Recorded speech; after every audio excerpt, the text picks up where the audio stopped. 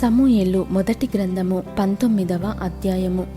అంతట సౌలు, మీరు దావీదును చంపవలసినదని తన కుమారుడైన యోనాతానుతోనూ తన సేవకులందరితోనూ చెప్పగా, సౌలు కుమారుడైన యోనాతాను దావీదుయందు బహు ఇష్టము గలవాడయుండి దావీదుతో ఇట్లనెను, నా తండ్రి అయిన సౌలు నిన్ను చంపవలెనన్న ప్రయత్నము మీదనున్నాడు. కాబట్టి నీవు ఉదయమున జాగ్రత్తపడి రహస్యమైన స్థలమందు దాగియుండుము. నేను వచ్చి నీవు ఉన్న చేనిలో నా తండ్రి యొద్ద నిలిచి నిన్ను గూర్చి అతనితో మాటలాడిన తరువాత నిన్ను గూర్చి నాకేమైనా తెలిసిన ఎడల దానిని నీతో తెలియజెప్పుదు ననెను. యోనాతాను తన తండ్రి అయిన సౌలుతో దావీదును గూర్చి దయగా మాటలాడి, నీ సేవకుడైన దావీదు నీ విషయములో ఏ తప్పిదమును చేసినవాడు కాక బహుమేలు చేసెను గనుక రాజా, నీవు అతని విషయములో ఏ పాపము చేయకుందువుగాక. అతడు ప్రాణమునకు తెగించి ఆ ఫిలిస్తీయుని చంపగా యెహోవా ఇశ్రాయేలీయులకందరికీ గొప్ప రక్షణ కలుగజేసెను. అది నీవే చూచి సంతోషించితివి గదా. నిష్కారణముగా దావీదును చంపి నిరపరాధి యొక్క ప్రాణము తీసి నీవెందుకు పాపము చేయుదువని మనవి చేయగా, సౌలు యోనాతాను చెప్పిన మాట ఆలకించి యెహోవా జీవము తోడు అతనికి మరణశిక్ష విధింపనని ప్రమాణము చేసెను. అప్పుడు యోనాతాను దావీదును పిలుచుకొని పోయి ఆ సంగతులన్నీ అతనికి తెలియజేసి దావీదును సౌలునొద్దకు తీసుకొని రాగా, దావీదు మునుపటిలాగున అతని సన్నిధిని ఉండెను. తరువాత యుద్ధము సంభవించినప్పుడు దావీదు బయలుదేరి ఫిలిస్తీయులతో యుద్ధము చేసి వారిని ఓడించి వెనుకకు పారదోలి గొప్ప వధ చేయగా, యెహోవా యొద్ద నుండి దురాత్మ సౌలు మీదికి వచ్చెను.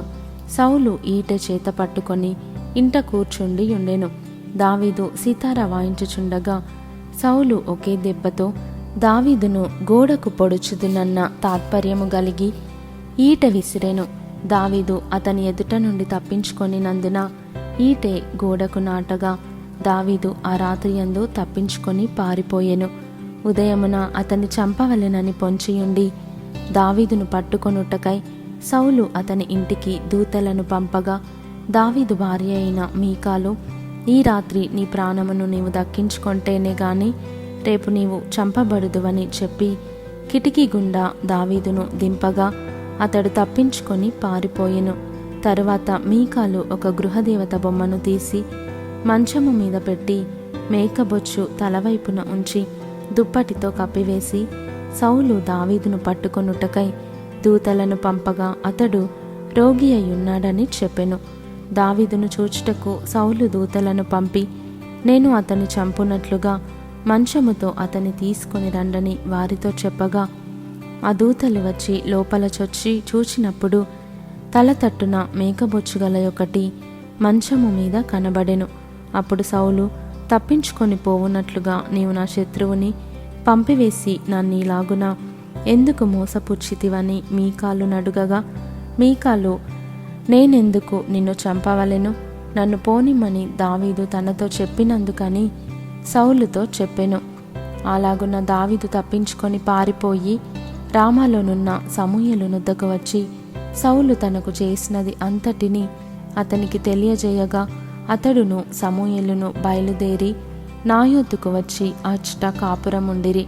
దావీదు రామా దగ్గర నాయోతులో ఉన్నాడని సౌలునకు వర్తమానము రాగా, దావీదును పట్టుకొనుటకై సౌలు దూతలను పంపెను.